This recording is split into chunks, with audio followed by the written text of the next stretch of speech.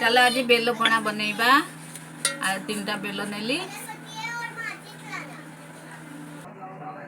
3टा bell नहीं ताको एमती फाड़ करदेली। बेल को फाड़ कर रखी ताको चामच भाया बाहर करदेली।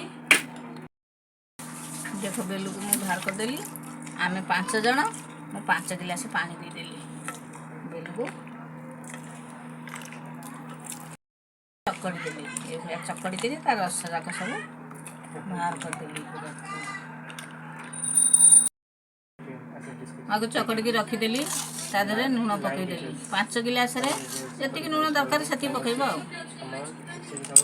लुण पकईदब, चीनी पकईदब। चीनी मु बेसी चीनी पकाउनी,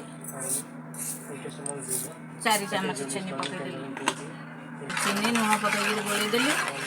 गोलैदेली एबे पणा तैयार हो गला। देख गिलास पूरे पीवा को बनईकि पीकि देखु केमती लगुच मत जन।